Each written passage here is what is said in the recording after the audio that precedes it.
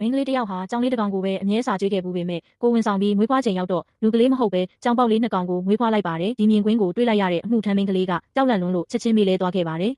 အဲ့ဒီအချိန်မှာပဲဘရင်ကြီးကကလေးလာကြည့်ဖို့အခန်းထဲဝင်လာခဲ့ပါတယ်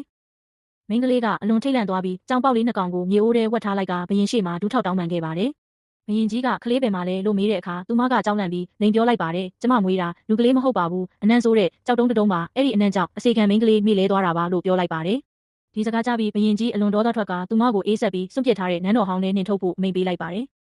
ဒါပေမဲ့မိန်းကလေးကတော့စိတ်ထဲမှာတက်ပြင်းချနိုင်ခဲ့ပါတယ်အ ਨੇ ဆုံးအသက်တော့ချမ်းသာသွားခဲ့လို့ပါနောက်ပိုင်းမှာအစေခံတယောက်ကကြောင်ပေါက်လေးတွေကိုကျွေးဖို့စံပြုတ်နှစ်ပန်းကန်ယူလာပေမဲ့သူတို့ကမစားခဲ့ကြပါဘူးအဲ့ဒီအခါအစေခံမကဒီကြောင်လေးတွေကမင်းမွေးထားတာဆိုတော့နို့ပဲတောက်မှာပေါ့လို့ပြောပါတယ်မယုံတင်တာဖြစ်နေတော့လဲမိန်းကလေးကနို့နှစ်ပန်းကန်ယူလာပေးလိုက်ပါတယ်အံ့ဩစရာကတော့ကြောင်ပေါက်လေးတွေဟာချက်ချင်းပဲနို့တောက်ဖို့ရောက်လာကြပါတယ်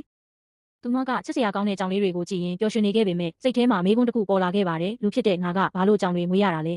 ဒါပေမဲ့နောက်တစ်ခဏမှာတော့ပိုပြီးအံ့ဩစရာကောင်းတဲ့အဖြစ်ဖြစ်ပေါ်လာပါတယ်ကြောင်ပေါက်လေးနှစ်ကောင်ဟာရုတ်တရက်လူကလေးနှစ်ယောက်အဖြစ်ပြောင်းလဲသွားပြီးအမေလို့ခေါ်လိုက်ကြတာပါဒီမြင်ကွင်းကိုတွေးလိုက်ရတဲ့မိန်းကလေးကတော့ပိုပြီးရှုပ်ထွေးသွားခဲ့ပါတယ်